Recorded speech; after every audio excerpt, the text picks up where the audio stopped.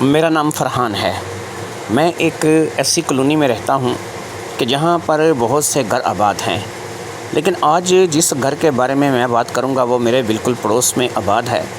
اس گھر میں رجو بھابی رہتی ہے۔ وہ میرے دوست اسلم کی بیوی ہے۔ اسلم ایک ایسا انسان ہے کہ جسے میں ایک نمبر کا نکھٹو اگر کہوں تو زیادہ بہتر ہوگا، کیونکہ ایک ایسا انسان کہ جس نے زندگی میں کبھی کام کرنے کو ترجیح نہیں دی۔ ایسے میں مجھے بس اتنا پتہ ہے کہ 4 بچوں کی یہ ماں جس کا نام رجو ہے، یہ گھر سے نکل جاتی ہے اور کسی کام پہ جاتی ہے اور رات کو اپنا کام کر کے واپس آ جاتی ہے۔ مجھے بہت سے لوگوں نے گلی محلے میں اس بات کو لے کر کے بات کی۔ بہت سے میرے ایسے دوست تھے جو کہ مجھے یہ کہتے تھے کہ یار یہ دیکھو کہ اسلم کی بیوی بیچاری کو کام کرنا پڑتا ہے، محنت مزدوری کرنی پڑتی ہے، جبکہ اسلم جب دیکھو گھر بیٹھا رہتا ہے۔ یہ بات کئی وہ لوگ اسلم کو اس کے منہ پر بھی بولتے تھے، لیکن وہ اس قسم کا انسان تھا کہ وہ ان باتوں کو کوئی خاص اہمیت نہیں دیتا تھا۔ یہ رجو بھابی کوئی بالکل نوجوان لڑکی نہیں تھی، بلکہ 4 بچوں کی ماں تھی، جس میں 2 بچیاں آلموسٹ جوان تھیں۔ بڑی بیٹی ماریہ 17 سال کی، چھوٹی بیٹی نگت قریب 15 سال کی تھی۔ ایک 17 اور 15 سال کی بچیوں کی ماں، اس کے بعد ایک بیٹا تھا جس کا نام دانیال تھا، وہ قریب 10-11 سال کا رہا ہوگا، اور دانیال سے چھوٹا اختر تھا جو کہ قریب 6-7 سال کا رہا ہوگا۔ یہ 4 بچوں کی ماں تھی، کوئی چھوٹی بچی نہیں تھی، اچھے طریقے سے دنیا داری کو سمجھتی تھی۔ خود کی اپنی عمر 35-36 سال تھی، کم عمری میں شادی ہوئی اور آج 35-36 سال کی عمر میں، اور ابھی تک دیکھنے والا کوئی بھی ایسا نہیں تھا کہ جو دیکھ کر کے انہیں 25-30 سے زیادہ کی کہہ سکے۔ ایک درمیانہ کا متناسب جسم اور اس کے اوپر خوبصورت نین نقش اور گورا رنگ ان کے جسم کو، ان کے حسن کو مزید واضح کرتا تھا۔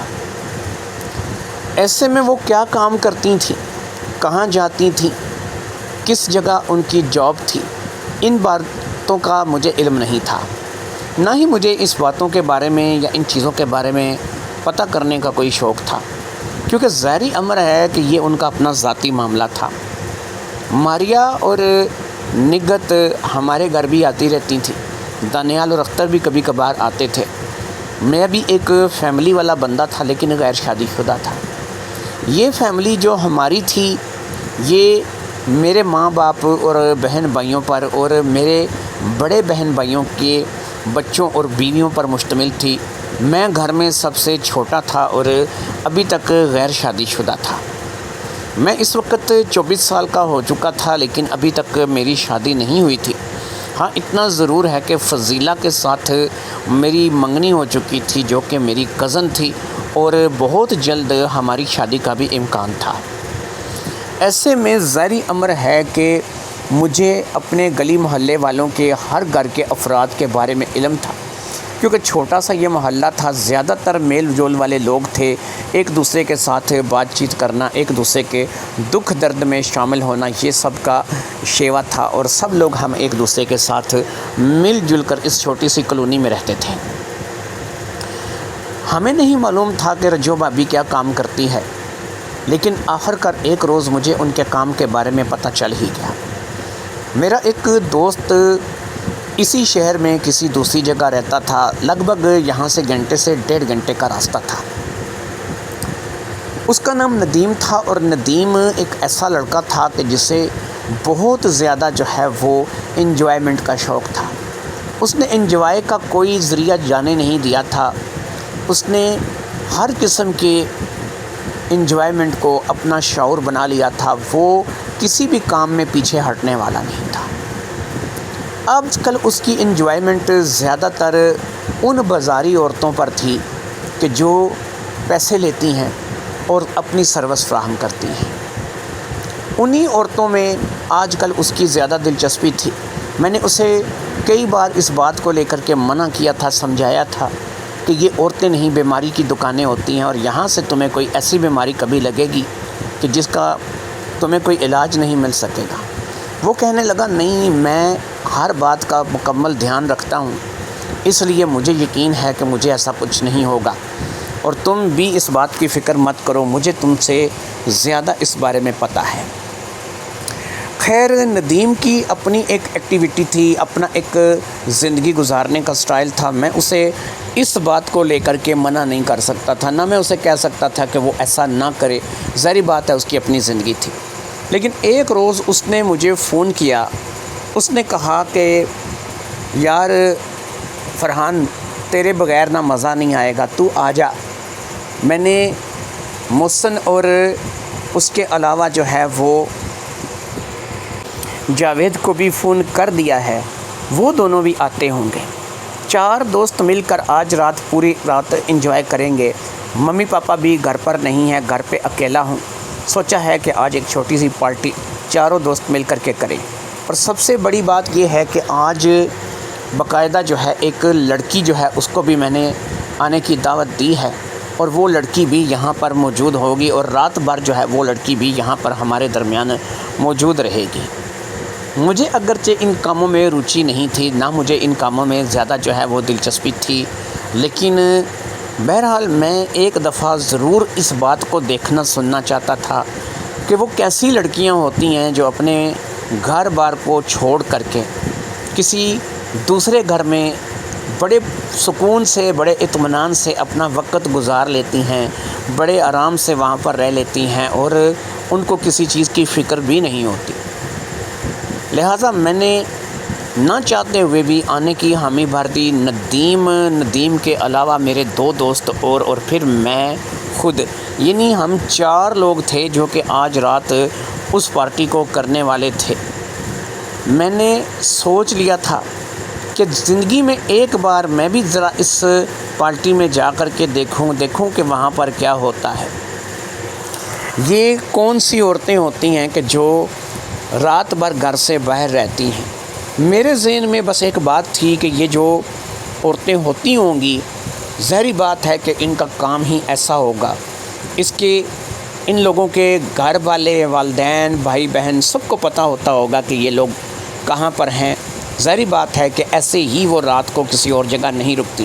میں نے ایسے کئی جگہوں کے بارے میں سن رکھا تھا، اس سے پہلے بھی بہت سے دوستوں اور بہت سے لوگوں نے مجھے بتا رکھا تھا، اور باقاعدہ جو ہے وہ ایک لفظ استعمال کرتے تھے جی کہ میں نائٹ کے لیے لڑکی لے کے جا رہا ہوں، یا میں نے فلاں جگہ سے نائٹ کے لیے لڑکی بک کی ہے۔ یہ باتیں جو ہیں میری سمجھ میں تھوڑی باہر تھیں، لیکن پھر بھی میں اب یہ جاننا چاہتا تھا کہ یہ کون سی لڑکیاں ہوتی ہیں اور کیوں وہ نائٹ پہ آ جاتی ہیں۔ کیا انہیں اس بات کی فکر نہیں ہوتی، کسی چیز کا ڈر نہیں ہوتا؟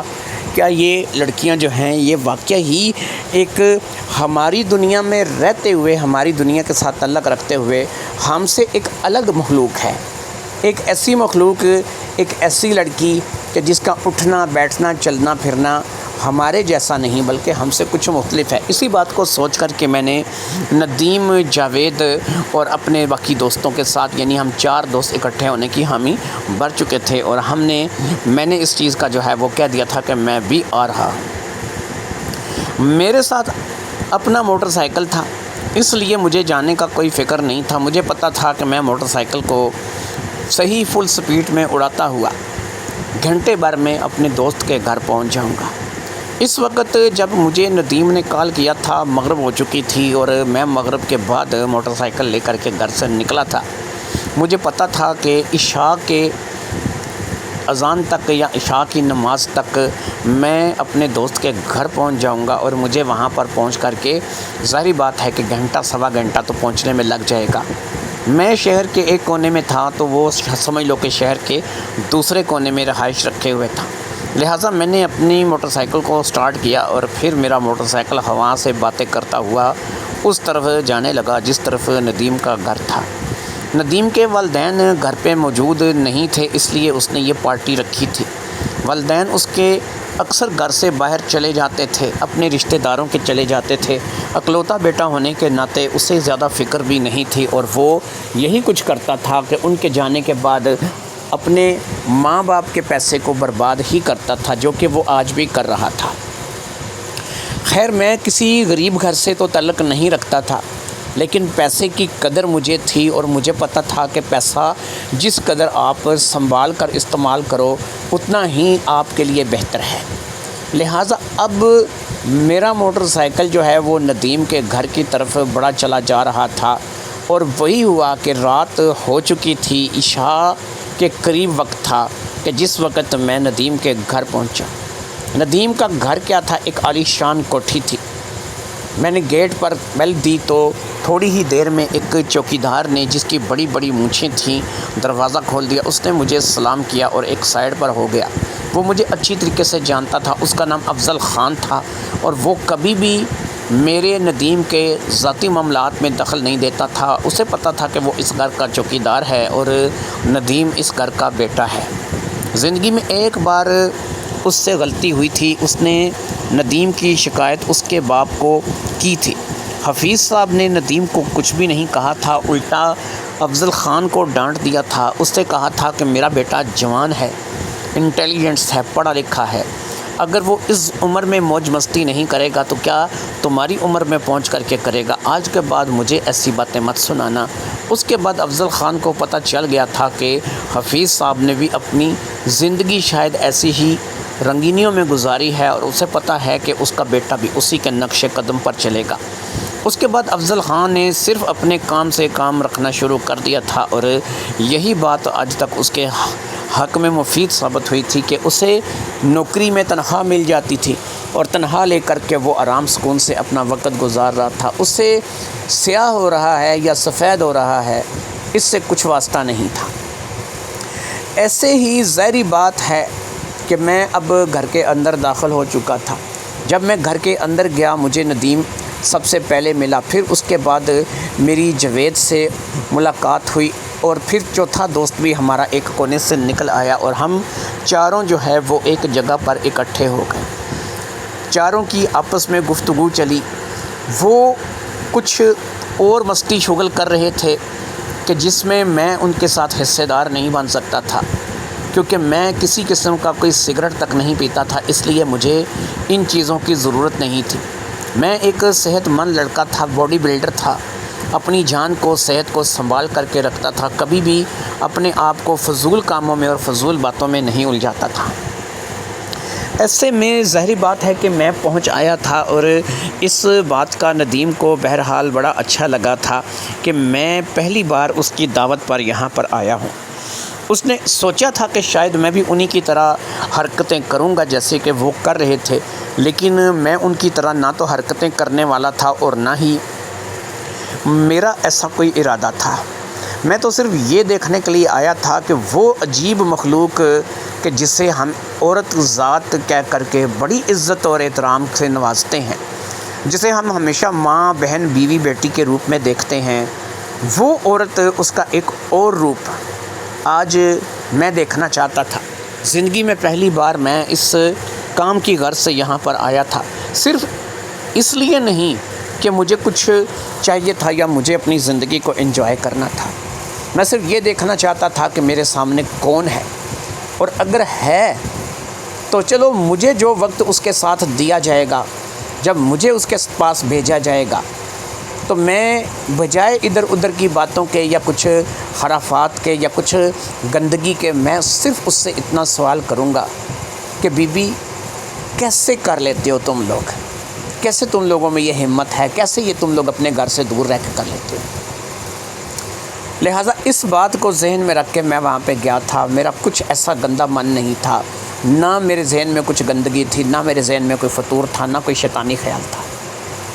وہ تینوں لوگ اس وقت کیونکہ دوسرے انجوائمنٹ میں لگے ہوئے تھے، لہٰذا انہوں نے مجھے کہا کہ بھائی راستہ کھلا ہے، وہ سامنے کمرہ ہے، جا۔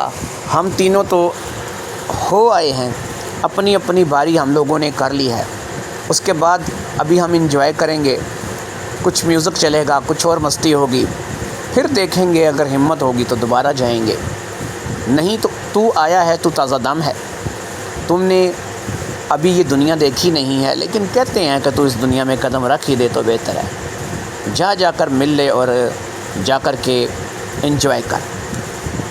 میں ان کے کہنے پر اس کمرے کی طرف بڑھ گیا۔ میرے اندر کوئی نہ ڈر تھا نہ جھجک تھی، کیونکہ مجھے کچھ کرنا ہی نہیں تھا اور نہ ہی میں ایسا انسان تھا۔ میں نے اندر داخل ہوتے ساتھ ہی سب سے پہلے کنڈی بند کی تاکہ اچھے طریقے سے دروازہ بند ہو جائے۔ پھر اس کے بعد میں نے پردہ برابر کر دیا۔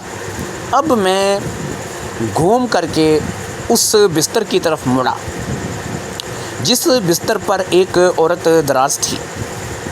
اس عورت کا چہرہ دوسری طرف تھا، لیکن عورت دکھنے میں مجھے ایک اچھی خاصی تندرست عورت لگ رہی تھی، بڑا بڑا جسم، اور ایسا لگ رہا تھا کہ یہ ایک بہرحال دکھنے میں اچھی ہی عورت تھی، یعنی جسامت کے لحاظ سے میں بات کر رہا ہوں کہ اچھی عورت تھی۔ ابھی تک میں نے اس کی شکل نہیں دیکھی تھی۔ میں اس کے پاس گیا، مجھے لگا کہ وہ سو رہی ہے، لیکن وہ سو نہیں رہی تھی، وہ دوسری طرف منہ کر کے لیٹی ہوئی تھی۔ میں نے اسے آواز دی، میں نے کہا سنیے، میں آپ سے کچھ بات کرنا چاہتا ہوں۔ اس نے کہا مجھے پتہ ہے سب لوگ جو بات کرنے آتے ہیں وہی کرنے آئے ہیں، آپ بھی تو بیٹھ جائیے، انتظار کس بات کا ہے، جو کرنا ہے کیجیے اور جائیے۔ مجھے آواز کچھ جانی پہچانی سی لگی۔ میں نے کہا ذرا گھومیے گا، میں آپ کو دیکھنا چاہتا ہوں۔ اب وہ جیسے ہی گھومی، میں بھی گھوم گیا اور وہ بھی گھوم گئی۔ وہ کوئی اور نہیں تھی بلکہ رجو بھابی تھی۔ میں نے بھابی رجو کو نہ صرف کہ پہچان لیا تھا، بلکہ اس نے بھی مجھے اچھا خاصا پہچان لیا تھا۔ مجھے کہنے لگی فرحان تم، میں نے کہا رجو بھابی آپ ادھر، آپ یہ کام کرتی ہیں، آپ اس کام کے لیے گھر سے نکلتی ہیں اور آپ کا یہ کام ہے؟ کہنے لگی اچھا تو تمہیں مجھ پر طنز سوچ رہی ہے، اگر میرا یہ کام ہے تو تم بھی تو اسی کام کے لیے یہاں پر آئے ہو۔ میں نے کہا معاف کیجیے گا، میں اس کام کے لیے یہاں پر نہیں آیا تھا۔ مجھے میرے دوستوں نے کہا کہ انہوں نے ایک لڑکی لائی ہے جو رات بھر کے لیے ان کے پاس رہے گی۔ میرے ذہن میں ایک بات تھی کہ یار کیسے ایک لڑکی، ایک عورت اپنے گھر سے دور، اپنے بچوں سے دور یا پھر اپنی فیملی سے دور کسی کے گھر میں ایک انجان جگہ پر رہ لیتی ہے رات بھر، اور پھر وہ عورتیں کیسی ہوتی ہیں، ان کے کیا معاملات ہوتے ہوں گے۔ بس ان چیزوں کو جاننے کا شوق تھا کہ میں یہاں چلا آیا۔ میں اگرچہ اپنے دوستوں کی دعوت پر ہی یہاں پر آیا ہوں، لیکن بہرحال نہ تو میرے اندر کچھ گندگی ہے اور نہ ہی میں کچھ غلط کرنے کے لیے آیا ہوں۔ اور آپ کو دیکھ کر تو میں دنگ رہ گیا ہوں، مجھے تو سمجھ نہیں آ رہی کہ میں آپ سے اب کیا پوچھوں، آپ سے کیا بات کروں۔ سمجھ لو میں تو انٹرویو لینے آیا تھا۔ جو بھی لڑکی یہاں پر ہوتی، جو بھی عورت یہاں پر ہوتی، مجھے صرف اس کا انٹرویو چاہیے تھا۔ میں اس کے پاس بیٹھ کر کے جتنا بھی وقت مجھے یہاں پر ملتا، گھنٹہ آدھا گھنٹہ، جتنا بھی وقت میں یہاں پر گزارتا، اس لڑکی کا میں انٹرویو کرتا، اس لڑکی سے میں بات کرتا، اس لڑکی سے پوچھتا کہ کیا تکلیف ہے تمہیں، کون سی ایسی مجبوری ہے کہ جس مجبوری کے تحت تم جو ہے وہ اس راستے پہ آئی ہو۔ تو چلیں کوئی لڑکی نہ صحیح آپ ہی سامنے ہو، آپ کے حالات کچھ حد تک تو میں جانتا ہوں، لیکن آج آپ بتا ہی دیجئے کہ آپ تو گھر سے کام کرنے کے لیے نکلتی ہیں اور پھر یہ رات بھر باہر رہیں گی، تو کیا اس کے لیے آپ کے شوہر کو، آپ کے بچوں کو، کسی کو اعتراض نہیں ہوگا؟ اور آپ یہ رات بھر باہر کیسے رہ لیتی ہیں؟ مجھے آج آپ نے یہ کچھ بتانا ہے۔ یہ یاد رکھیے کہ جو بھی آپ مجھے بتائیں گی یہ میرے اور آپ کے درمیان رہے گا، کیونکہ میں بھی جانتا ہوں کہ اس بات کا نشر کر کے کوئی فائدہ نہ مجھے ہوگا اور نہ ہی اس نشر کرنے سے مجھے جو ہے اس میں کوئی ایسا فائدہ ہے کہ جس کو میں اپنے سامنے رکھ سکوں۔ سیدھی سی بات ہے کہ آج آپ اپنی زندگی کا یہ راز بھی مجھ پر افشا کر دیں اور مجھے بتائیں کہ یہ کیا چکر ہے۔ کہنے لگی ضرور بتاؤں گی، لیکن اس سے پہلے تمہیں ایک بات میری بھی ماننی ہوگی۔ تم کہہ رہے ہو کہ تم کسی کو یہ بتاؤ گے نہیں، میں بھی تم سے یہی وعدہ لینا چاہتی ہوں کہ جو بھی بات ہوگی صرف تمہارے اور میرے درمیان رہے گی اور اس کے علاوہ یہ بات کسی کو پتہ نہیں چلے گی۔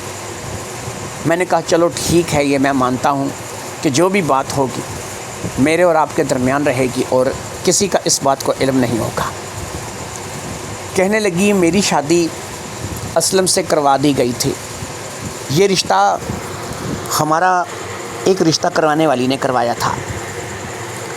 اس نے جھوٹ سچ کی ملاوٹ کر کے مجھے یہ بتایا کہ لڑکا اچھا ہے، کمانے والا ہے، گھر کرائے کا ہے، لیکن اس نے کہیں اپنا پلاٹ لے رکھا ہے، بہت جلد وہ وہاں پر اپنا گھر بنا لے گا، اچھا کماتا ہے۔ اسی قسم کی باتیں کر کے ہمیں شیشے میں اتارا گیا۔ میں کوئی بہت زیادہ امیر گھر سے تعلق نہیں رکھتی تھی، میں بھی ایک انتہائی غریب گھر سے تھی کہ جہاں ایک وقت کا کھانے کا ہوتا تھا، دوسرے وقت کے بھوک کے لالے ہوتے تھے۔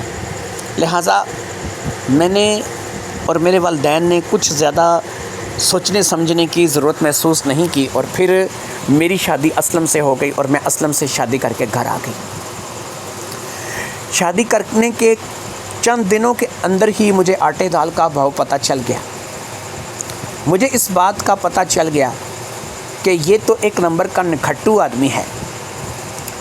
اب اس نے نکھٹو ہونے کے ساتھ ساتھ ایک کام اور پکڑ لیا، یہ مجھے میرے ہی غریب ماں باپ کے گھر بھیجنے لگا کہ جا وہاں سے جا کر کے پیسے لے آ، ان کو کیا ہم بھوکے ہیں، آٹا لے آ، روٹی لے آ۔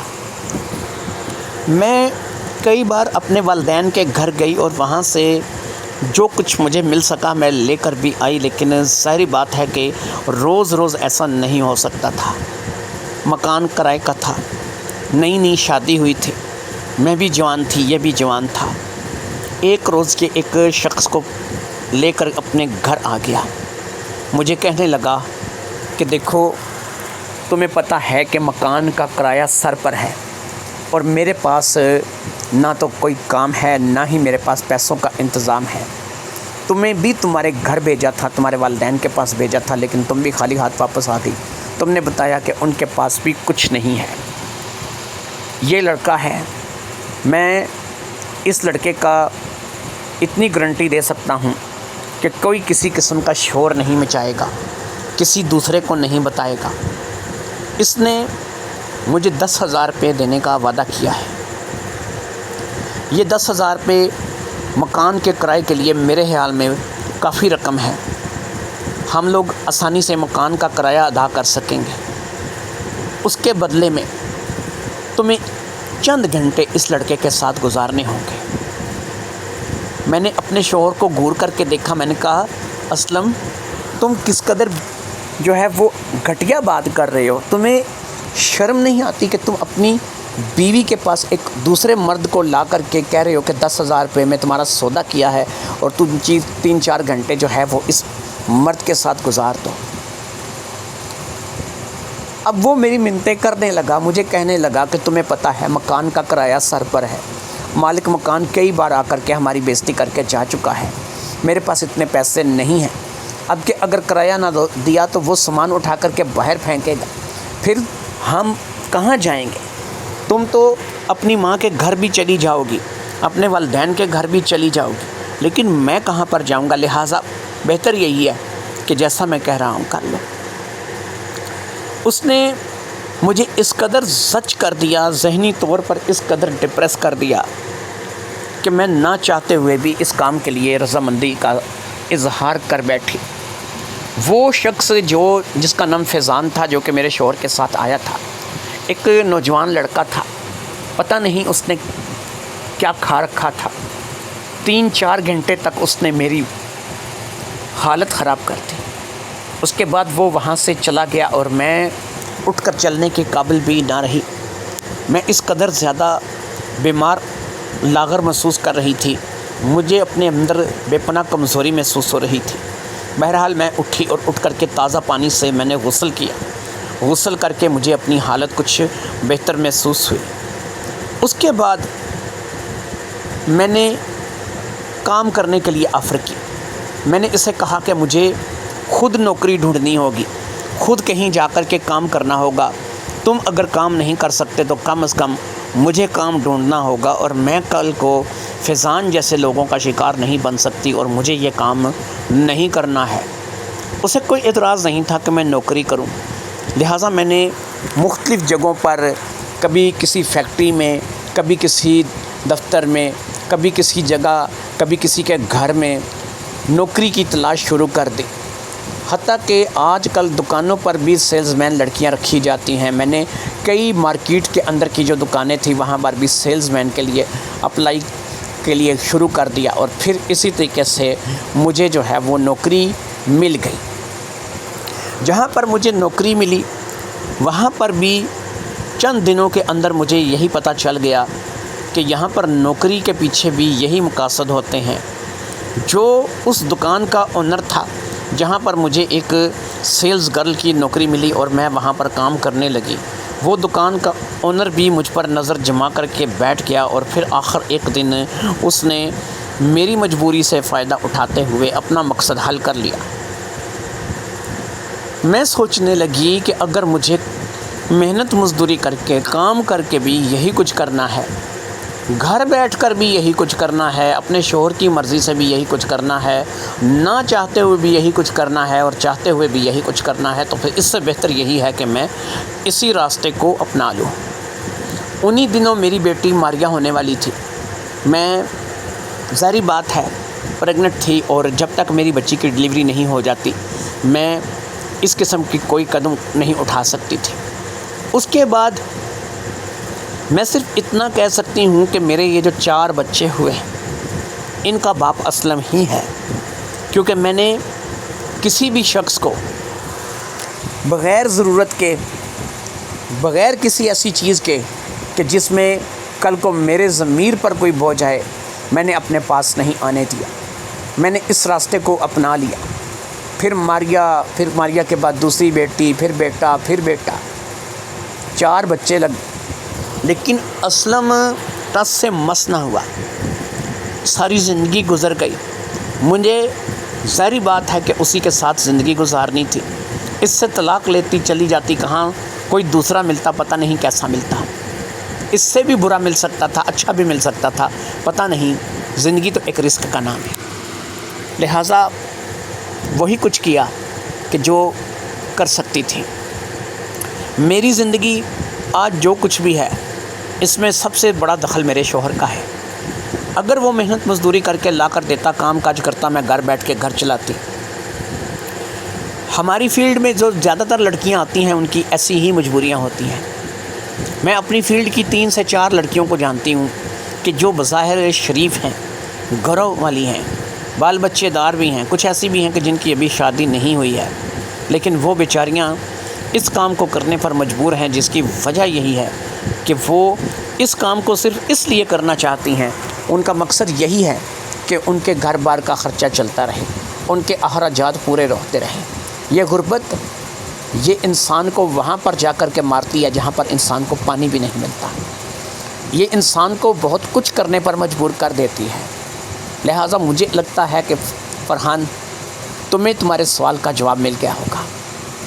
مجھے کافی حد تک بات سمجھ بھی آ چکی تھی، لیکن میں اتنا جانتا تھا کہ اگر انسان کوشش جاری رکھے، اگر رجو بھابی بھی کوشش جاری رکھتی تو اسے کوئی نہ کوئی اچھا بھی مل جاتا، اس سے کوئی ایسی جگہ بھی نوکری مل جاتی کہ جو اس کے جسم کی طرف نہیں بلکہ اس کی طرف دیکھتے، اس کے کام کو دیکھتے ہیں۔ یہ بات میں نے رجو بھابی سے کی۔ اس نے کہا ہاں تمہاری بات سچ ہے، ایسا ہو سکتا تھا، لیکن ظاہری بات ہے کہ پتہ نہیں کتنے لوگوں سے گزر کر، کتنے لوگوں سے مل کر، کتنے لوگوں کے پاس سے گزر کر جانے کے بعد کوئی ایسا ایک ملتا، لیکن اس ایک کی تلاش میں اس وقت تک شاید میں اتنی بگڑ چکی ہوتی کہ مجھے وہ ایک بھی سمجھ میں نہیں آتا۔ میں نے کہا کہ رجو بھابی دیکھو میری بات سنو، تم نے کہا کہ تمہارے اس سارے حالات کا ذمہ دار تمہارا شوہر ہے، ایسا شوہر ہی کیوں نہیں چھوڑ دیا، اپنے ماں باپ کے گھر چلی جاتی۔ اس نے کہا میرے ماں باپ اگر اس قابل ہوتے نا کہ وہ مجھے رکھ سکتے تو میں کب کی ان کے ہاں چلی جاتی۔ میں نے کہا اب ایک بات بتاؤ، تمہاری 2 بیٹیاں ہیں، جوان ہیں، اب ان بچیوں بیچاریوں کا کیا ہوگا، ان بیچاریوں کا کیا کرو گی؟ کل کو اگر تمہاری بیٹیوں کو اس بات کا پتہ چل جائے یا تم انہیں کسی جگہ بیاہ کر کے دو یا ان کی شادیاں کرواؤ تو ان لوگوں کو یہ پتہ چل جائے کہ ان کی ماں، ان بچیوں کی ماں کیا کام کرتی ہے۔ اس نے کہا کہ کل کی کل دیکھی جائے گی۔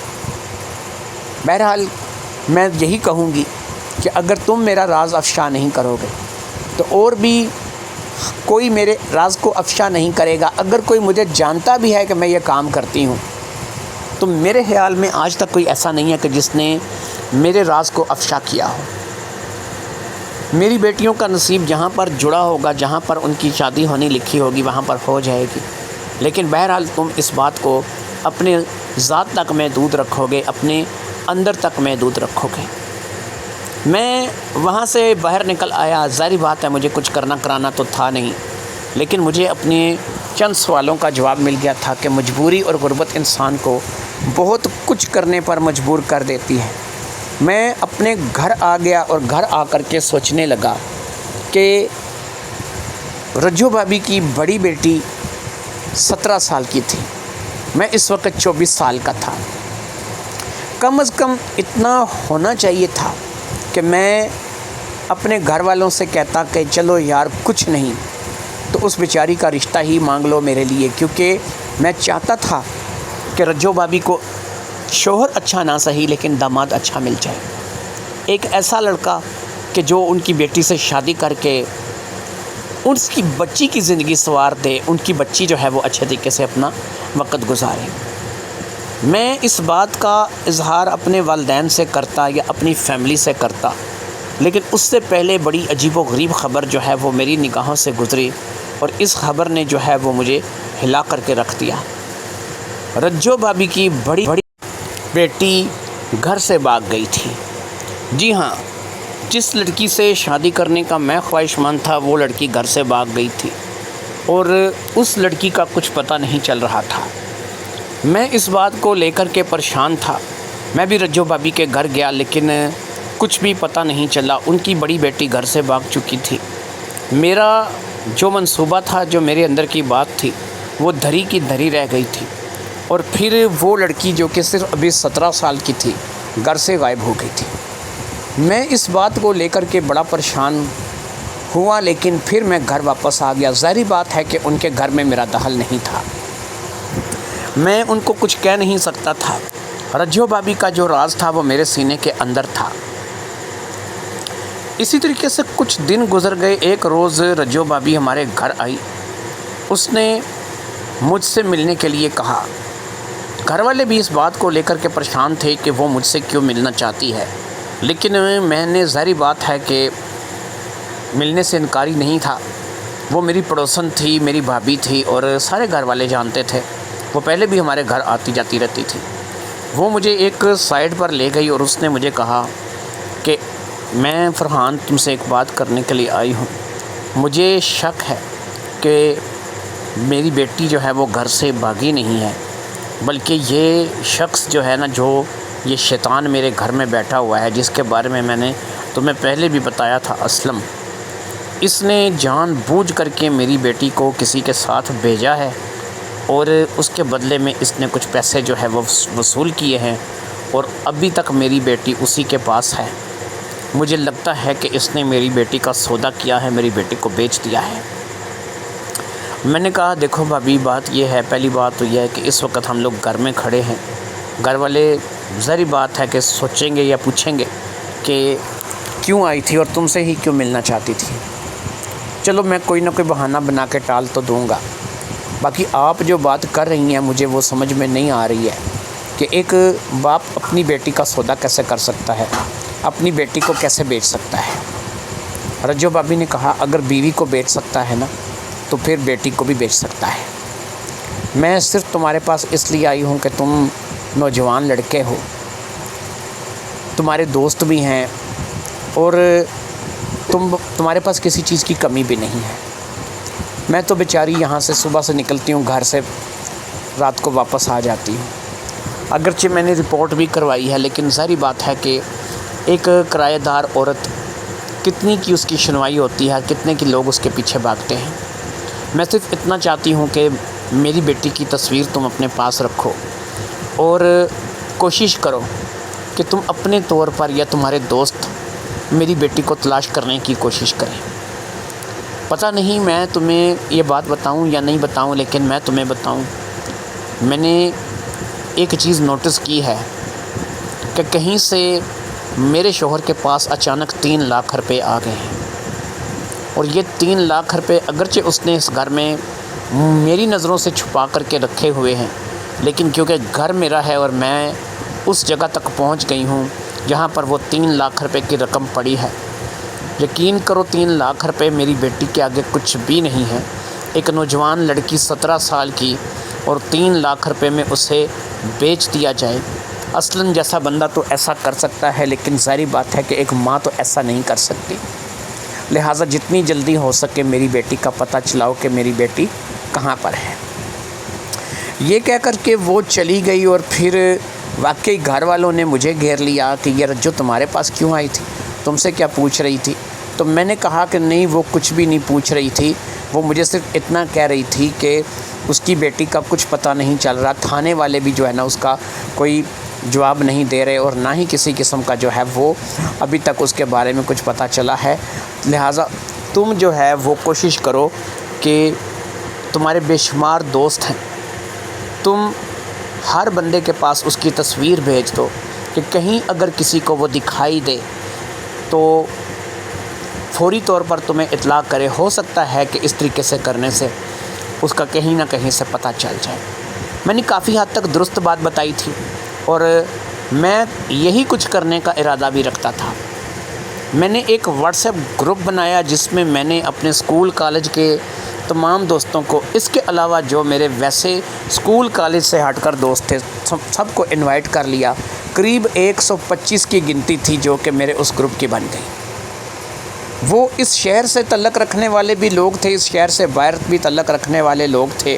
میں نے اس لڑکی کی تصویر لی اور اس لڑکی کی تصویر کو لے کر کے میں نے اپنے گروپ میں لگا دیا اور اس کے بارے میں مکمل ڈیٹیل میں نے اپنے گروپ ممبرز کو دے دی۔ اب یہ لڑکی اگر میرے کسی بھی گروپ ممبر کی نظروں میں کہیں بھی آ جاتی تو اس لڑکی کا پکڑے جانا لازمی تھا۔ 3 سے 4 دن گزر جانے کے بعد ایک جگہ سے مجھے اس بات کی اطلاع آ گئی کہ اس نے ایک ہوٹل میں اس لڑکی کو دیکھا ہے۔ یہ ایک لڑکے کے ساتھ اس ہوٹل میں ہے اور وہاں پر یہ دونوں کمرہ لے کر کے رہ رہے ہیں اور یہ دونوں وہاں پر میاں بیوی کی حیثیت سے جو ہے انہوں نے وہ کمرہ لیا ہے۔ یہ بات اس دوست نے پتہ کروا کر کے میرے ساتھ رابطہ کیا تھا اور اس نے کہا تھا کہ اب تک انہوں نے وہاں سے چیک آؤٹ نہیں کیا، یہ اسی ہوٹل میں موجود ہے۔ رپورٹ کیونکہ ہو چکی تھی، اب میرا بنتا تھا کہ میں یہاں قریبی تھانے میں جا کر کے اطلاع کروں اور ان کو بتاؤں کہ اس لڑکی کو دیکھا گیا ہے۔ تھانے والے ویسے بھی مجھے جانتے تھے کیونکہ ہمارے گھر کی اچھی ریپوٹیشن تھی، میرے ابو ایک اچھے عہدے پر تھے، اس لیے مجھے امید تھی کہ میرا گیاس ضائع نہیں جائے گا اور یہی کچھ ہوا۔ جب میں کیسر ممتاز صاحب جو کہ SHO تھے ان کو جا کر کے ملا اور اپنے ایک دوست کے بارے میں بتایا کہ جس نے مجھے واٹس ایپ پہ وہ فوٹو بھیجی تھی، وہ علاقہ وہاں سے اگرچہ دور تھا لیکن ظاہری بات ہے کہ تھانے والوں کے ساتھ رابطے ہوتے ہیں۔ میرے کہنے پر فوری طور پر فون کیا گیا اور فون کرنے کے بعد اس ہوٹل پر ایک چھاپہ مار ٹیم جو ہے وہ روانہ کی گئی اور رات تک وہ لڑکی جو ہے وہ ہمارے تھانے میں پہنچ چکی تھی۔ ہمارے تھانے میں جب وہ لڑکی پہنچی وہ واقعی بے حد ڈری ہوئی تھی، ایسا لگ رہا تھا کہ جو کچھ بھی تھا اس کے ساتھ زبردستی تھا، اس لڑکی کی کوئی رضامندی نہیں تھی، پتہ نہیں کس طریقے سے ڈرا دھمکا کر کے اسے وہاں پر رکھا گیا تھا۔ جب پولیس والوں نے اس کے ساتھ جو لڑکا تھا اسے پکڑ کر کے اس لڑکے کو تھوڑے بہت پریڈ کی تو اس لڑکی کا حوصلہ بڑھا اور اس لڑکی نے بتایا کہ اس نے 3 لاکھ روپے میں اس کے باپ سے اسے خریدا تھا، اس کے باپ اسلم نے اسے بیچا تھا اور 3 لاکھ روپے میں 1 سال کے لیے اس لڑکی کو بیچا گیا تھا اور 1 سال کے لیے یہ لڑکی 3 لاکھ روپے میں بکی تھی۔ اس کے بعد ظاہری بات ہے کہ اسلم کو لانا تھا اور پھر اسلم کی ٹھکائی ہونے کے بعد یہ بات سامنے آ گئی کہ واقعی اس نے اپنی بیٹی کو 3 لاکھ روپے میں بیچا تھا۔ اسلم کو اور اس لڑکے کو جیل بھیج دیا گیا اور اس لڑکی کو اس کی ماں کے حوالے کر دیا گیا۔ اب رجو رونے لگی کہ اس کی بیٹی کو کون بیاہے گا، کیونکہ ہفتے بھر سے وہ غائب تھی اور ظاہری بات ہے کہ جو اس کو لے کر کے گیا تھا وہ اتنا شریف تو رہا نہیں ہوگا کہ اس نے اس لڑکی کے ساتھ کچھ کیا نہیں ہوگا۔ وہ بیچاری رونے دھونے لگی اور اس رونے دھونے کو دیکھ کر کے میں آگے بڑھا اور میں نے اسے تسلی دی. میں نے کہا بھابھی رجو اگر آپ برا مت مانو تو میں اپنے والدین کو آپ کے گھر بھیجنا چاہتا ہوں اس لڑکی کے رشتے کے لیے. میری یہ بات رجو کی آنکھوں سے آنسو خشک کرنے کے لیے کافی تھی. اس کے چہرے پر ایک ہلکی سی مسکراہٹ آ گئی. میرے گھر کے اگرچہ سارے ہی لوگ اس رشتے کے لیے راضی نہ ہوئے، لیکن بہت سے لوگوں نے یہی کہا کہ اس لڑکی کا کیا قصور ہے، غریب بیٹی ہے تو اس کی عزت اگر رکھ لیں گے تو اچھا ہوگا. لہٰذا میرے والدین کے کہنے پر میرے بھائیوں اور بھابھیوں نے بھی اعتراض چھوڑ دیا اور آخرکار میری شادی جو ہے وہ اس لڑکی سے ہو گئی. رجو کی بڑی بیٹی میری بیوی بن کر کے میرے گھر آ گئی. میں نے اس کے ساتھ شادی کر لی. وہ 18 کی ہو چکی تھی، یہ مجھے پتہ چل چکا تھا. میں اسے 17 سال کی سمجھتا رہا، لیکن مجھے رجو بابی نے بتایا کہ اس کی تاریخ پیدائش کے حساب سے یہ شادی کے قابل ہے اور اس کی شادی کروائی جا سکتی ہے. میں تھوڑا انتظار کرنا چاہتا تھا، لیکن چونکہ وہ 18 کی ہو چکی تھی اس لیے میں نے قانونی طور پر اس سے شادی کر کے اس کے ساتھ گھر بسا لیا. اور اس طریقے سے میں اپنے ساتھ ایک لڑکی، ایسی لڑکی کہ جو ایک ایسی عورت کی بیٹی تھی کہ جو عورت کال گرل، روم سروس اور اس قسم کے ناموں سے پہچانی جاتی تھی. لیکن مجھے ان باتوں سے فرق نہیں پڑتا تھا، کیونکہ میں ایک چیز کو بہرحال جان گیا تھا کہ انسان کی مجبوریاں انسان کو بہت کچھ کرنے پر مجبور کر دیتی ہیں. انسان کی مجبوریاں انسان سے بہت کچھ کروا دیتی ہیں. یہ پیٹ جب بھوکا ہوتا ہے، روٹی مانگتا ہے، تو اس روٹی کو کمانے کے لیے انسان پتہ نہیں کن کن حالات سے گزرتا ہے اور کیا کیا کچھ نہیں کر گزرتا. میں نے اپنی بیوی کو کبھی بھی اس کی ماں کی اصلیت سے آگاہ نہیں کیا، کبھی بھی نہیں بتایا کہ میں اس کی ماں کے بارے میں کیا جانتا ہوں، اس کی ماں کیا کام کرتی ہے، اس کی ماں کہاں جاتی ہے. اب تو شوہر بھی نہیں رہا تھا. وہ 3 لاکھ روپے کی رقم بھی ضبط ہم لوگوں نہیں کر لی تھی.